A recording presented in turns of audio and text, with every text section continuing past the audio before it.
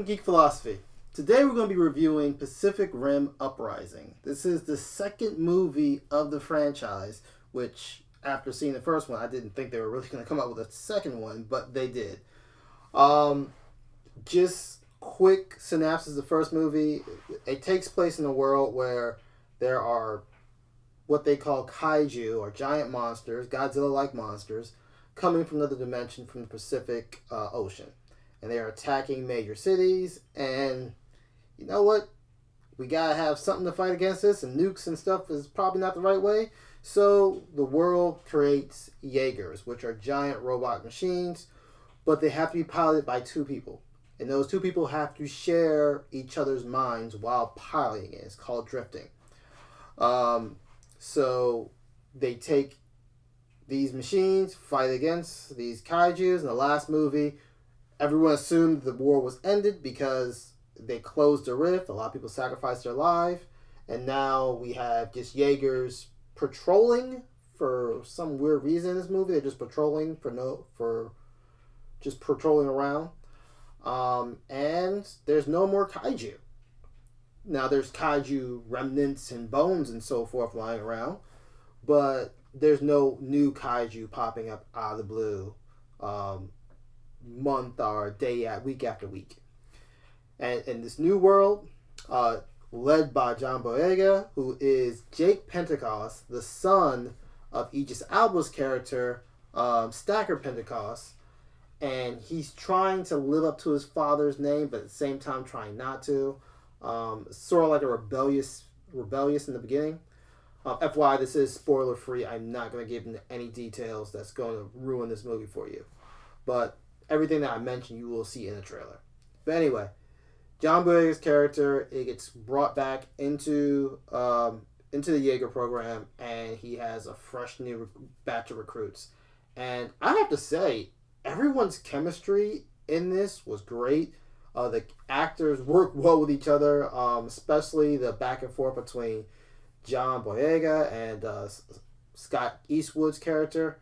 It was a really good dynamic, and I wouldn't say there's too much character development, but there's parts where you see them really having chemistry, and you're like, oh, this is enjoyable.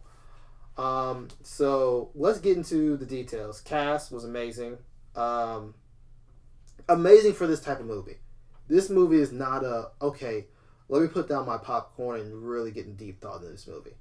This movie is okay, it's summer, it's about to be summer, I'm about to have some fun, let's watch a monster movie. That's what it is. And if you're expecting something else, something philosophical or political, stop yourself. This is literally turn your brain off, eat some popcorn, enjoy the monster fight scenes. With some story in there. So cast did great. A lot of blending, a lot of interaction. It didn't give you too much character development because, again, this is a popcorn eating monster flick. You want to see monsters. You want to see fighting robots. So you get plenty of that. Action scenes were amazing. There's plenty of fight scenes. So it was entertaining. It's definitely entertaining in that aspect. And then getting into the story. Besides the character development between certain characters, the story's decent. And I'm surprised because the first one, I took it for what it is. The story wasn't great. It was literally just a turn your brain off monster movie. Giant robots for fighting giant alien-like monsters. This one does the same thing, but it actually has like a nice little story intertwined in there.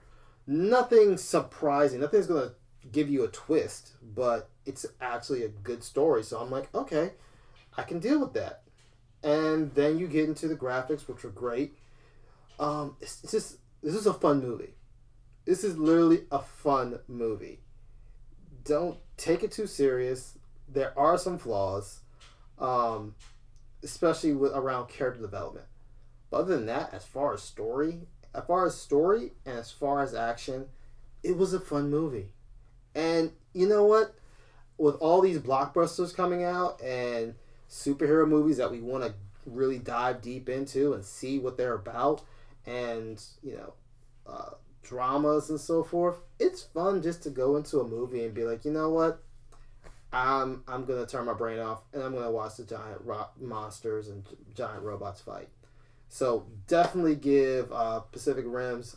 I did not lose any brain cells watching this movie. I did have a good time. It was a good watch. Would I watch it again? Yeah, I'd watch it again. But I wouldn't rush to see it again in theaters. I'll just wait till it comes out on DVD. Watching it once in the theaters is fine.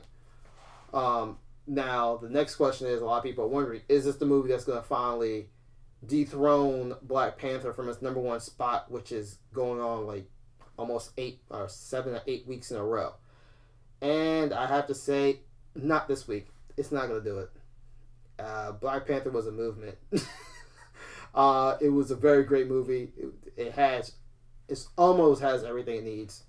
But I don't think Pacific Rim Uprising had anything to be like, you know what, I'm not going to watch Black Panther this week and I'm going to watch this. If you haven't seen it. If you had a choice to pick, I haven't seen a movie in a while, do I watch Black Panther or Pacific Rim Uprising? You're most likely going to be picking Black Panther. Pacific Rim Uprising, if you've watched Black Panther 3 or 4 times, you're like, okay, I want to try something different. All right, those are the individuals who are going to pick this one up.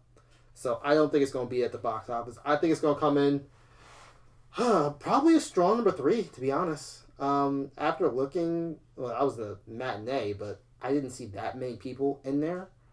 Not saying that I'm in the most populated area, but I don't feel like it's going to have the draw to take away from like Wrinkle in Time and Black Panther. So I'm going to go ahead and say this is going to probably come in number 3rd, or close number 2, maybe right at number 2, but it's not taking number 1 spot. If I am wrong, I will definitely come on here and apologize for it, but I just don't see it taking the number 1 spot from Black Panther this week. Maybe the week after, but not this week. So, did you see the movie? Tell me what you thought about it. Put down the comments down below. Also, please make sure you subscribe, hit that bell right next to it so you'll be notified of any future videos. We're going to be doing a lot of other reviews, and I am going to get back into what I really love to do and looking at comic books and really deep diving. So I will be doing a video in the next couple of weeks. I have a business trip I'm going to be on for a couple days, but when I come back, I'm going full steam into another comic book theory video.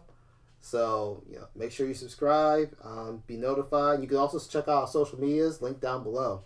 All right? Other than that, Geek Philosophy, Geek Way of Thinking. Have a great day, y'all. Bye. Thank you for stopping by Geek Philosophy.